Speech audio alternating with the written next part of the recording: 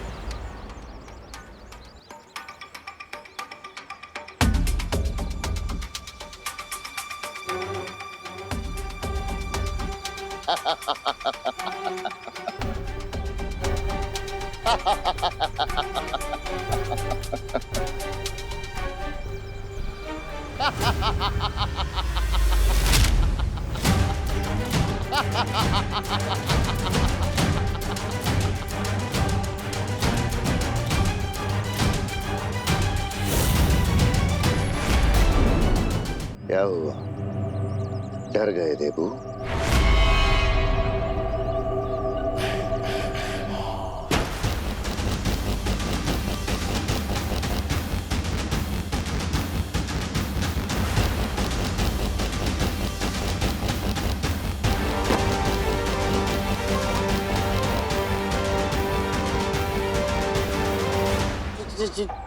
चिड़ी मार, तुम यहाँ? मतलब ये सब तुम्हारा किया कराया है?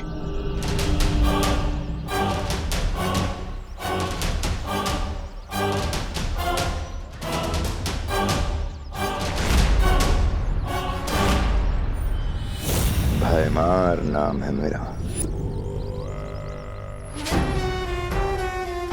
और जितना नुकसान इन अजीब से फलों से हो सकता है उससे कई गुना ज्यादा तबाही वो पंछी कर सकता है। तो अगर तुम भी पत्थर की मूर्ति नहीं बनना चाहते हो तो चलो मेरे साथ। नहीं, मतलब उस पक्षी से बचने के लिए मैं तुम्हारा शिकार नहीं बनना चाहता। I am sorry.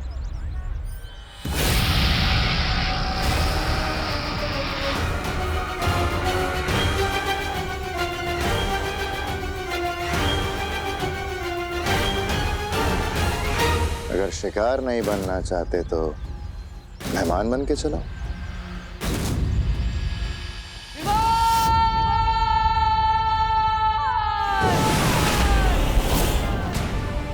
ऐसा क्यों फील हो रहा है जैसे कोई मुझे याद कर रहा है?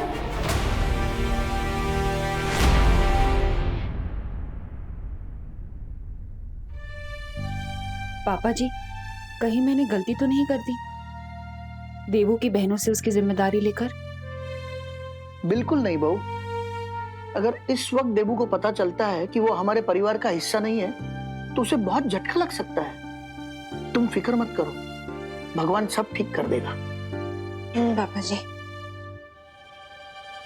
ये विवान और देवू पता नहीं कहाँ रह गए। सब्जी और राशन लेने भेजा था मैंने उन्हें, अभी तक नहीं आए हैं। अजीब बात है, मैं इतनी दूर वीरलोक से घूमकर और सब्जी मार्केट से सब्जियां लेकर वापस आ गया और देबू भी अभी तक चीड़ अंकल के शॉप। विवान? हाँ मम्मी, आया।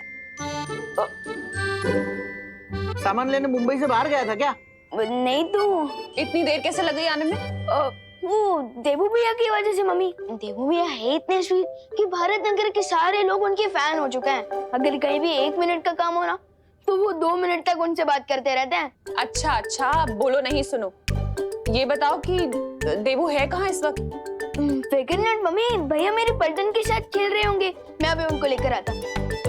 अरे विवान, उसे ज्यादा देर तक अकेले मत छोड़ना। हाँ मम्मी, आगे से ध्यान रखूंगा, लेकिन अभी मैं उनको लेकर आता हूँ।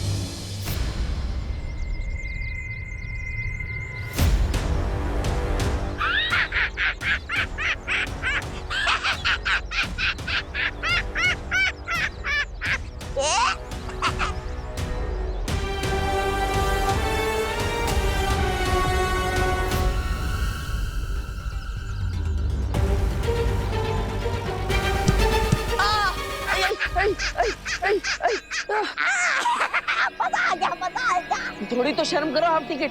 क्या कहा?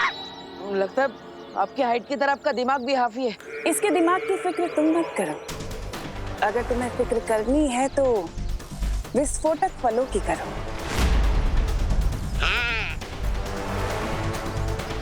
बहरानी, नन्ही उंगली की कसम, जब इस बालवीर को पकड़ ही लिया है तो इंतजार किस बात का? आज इसकी जिंदगी का वो कर देते हैं, समापन समारोह। मेरे नादान जब्दाली, मैंने इसे यहाँ पर इसलिए थोड़ी ना बुलाया कि मैं इसे मार सकूं। मैं चाहती तो इसे मार सकती थी, उसे यहाँ लाने की जरूरत क्या थी?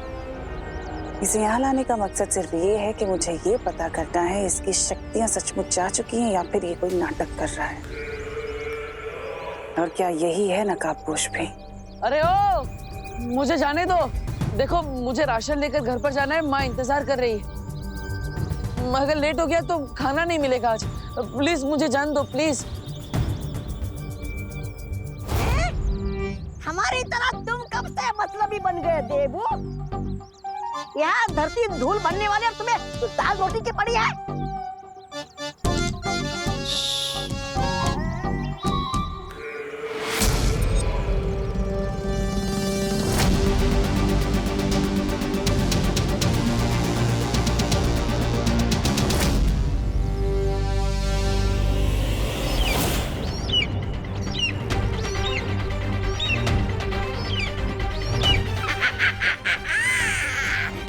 तो गया गया।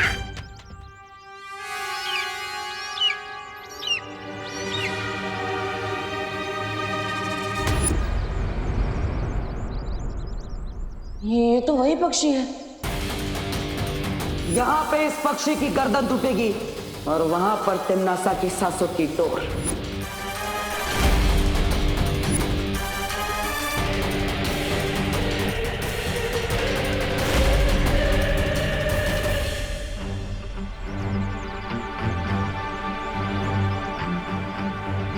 इसे पता तो नहीं चल गया कि देवू भैया की थप्पड़ पूजन हमने करवाई है। चिंटी, तो ये देवो भैया का बदला हमसे तो नहीं लेने आ रहा। आने दो, मैं सब संभालूंगी।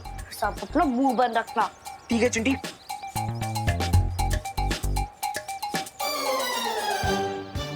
हाय मैं बात।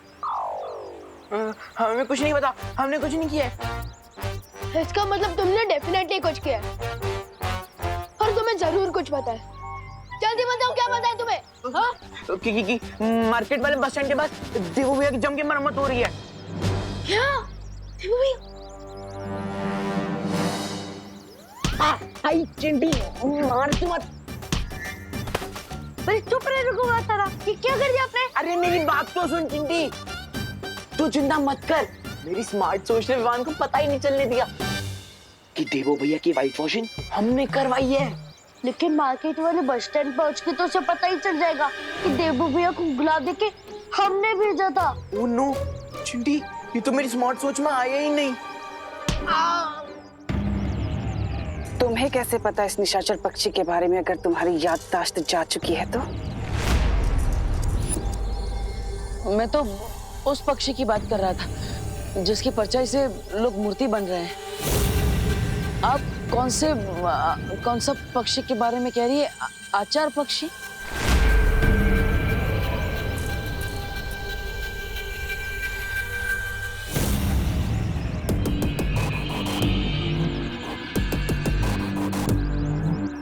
बहुत चालाकी से इसने बात पलट दी, लेकिन मुझे पता है कि इसे सच कैसे निकलवाना है। ध्यान से तिमनासा, कभी कभी चालाकी पे बेवकूफी भारी पड़ जाती है। फिक्र मत करो मेहमान, निशाचर पक्षी को मारना इतना आसान नहीं है। और ये सिर्फ इंसानों को मूर्ति बनाने से बेहतर भी बहुत सारे काम जानता है।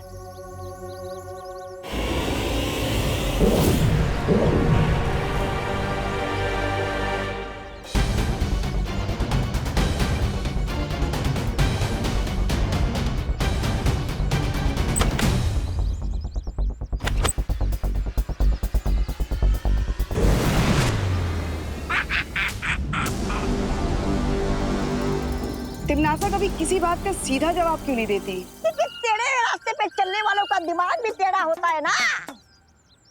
वैसे ये बात तो आपको पता होनी चाहिए, क्योंकि सांप भी टेढ़े मेढ़े रेंगते हैं ना।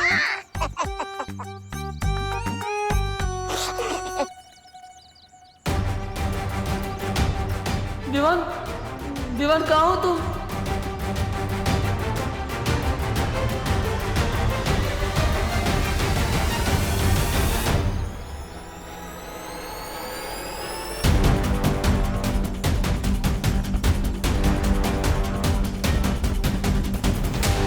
देवू भैया,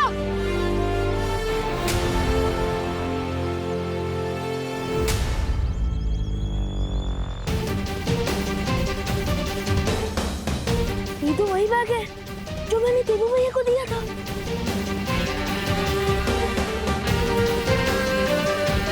देवू भैया, देवू भैया, देवू भैया कहाँ आप? इनसे पूछता हूँ। अंकल, अंकल क्या आपने किसी भैया को जाते हुए देखा है? गोल चश्मे पहनते हैं। अंकल, अंकल मैं आपसे बात कर रहा हूँ।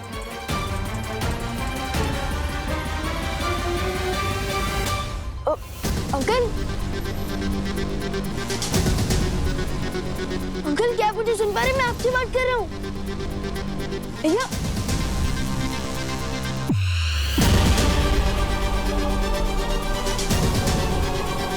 भैया, भैया क्या हुआ? लगता है यहाँ जरूर कुछ गड़बड़ हुई है। गड़बड़ नहीं हुई। तिमनासा, हादसा हुआ है।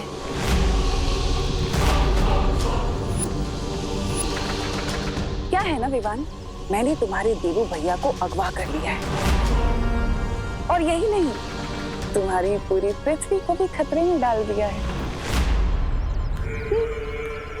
जरा अपनी नजर इधर उधर भी दौड़ा लो।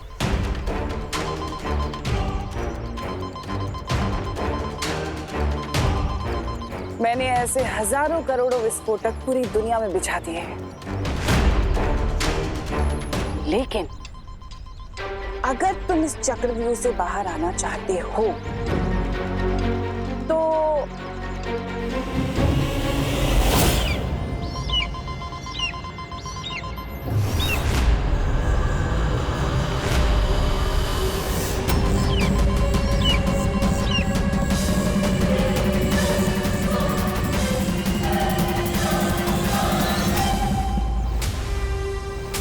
ये निशाचर पक्षी है जिसके अंदर मेरी जान बसी हुई है।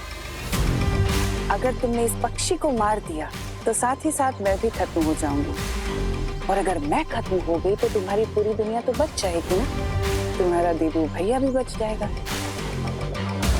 लेकिन अगर तुमने ऐसा नहीं किया और अगर इस पक्षी की परछाई धरती के ऊपर पड़ गई तो धरती का हर एक इंसान पत्थर की मूर्ति बन जाएगा, इन्हीं की तरह।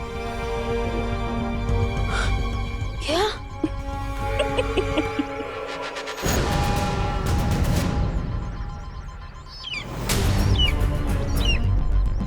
क्या सोच रहे हो विवान? देवू की जान बचाओगे, दुनिया की जान बचाओगे, या उस निशाचर पक्षी की जान लोगे? फैसला तुम्हें करना है। तुम्हारा वक्त शुरू होता है अब।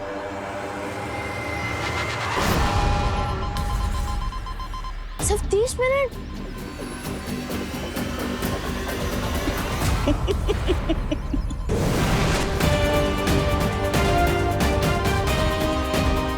सिर्फ 29 मिनट है मेरे पास देवू भैया और धरती के लोगों की जान बचाने के लिए। मुझे जल्दी कुछ करना होगा। अरे चिड़ीमार जी, आप ये तो बताइए कि आपको चाहिए क्या? मैं क्या कर सकता हूँ? सवाल यह है देवू कि तुम क्या चाहते हो? मैं तो 2 प्लेट मसाला डोसा एक्स्ट्रा चटनी के साथ, 2 प्लेट फाफड़ा जलेबी और मौसमी जूस 1 गिलास, और मीठे में गुलाब जामुन भी। हाँ।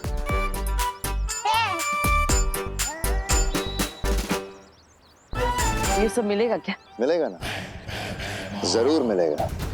पर उससे पहले मुझे तुम्हें एक राज की बात बतानी है। राज? ये निशाचर पक्षी जानते हो ना, इसमें तिन्नासा की जान अटकी हुई है। अगर तुम इसे मार दो तो तिन्नासा भी खत्म। पर आप ये सब मुझे क्यों बता रहे हैं? तिम्नासा के मरने से तो फायदा आपको होगा, तो फिर मैं क्या कर सकता हूँ इसमें? क्योंकि उसे सिर्फ बालवीर मार सकता है।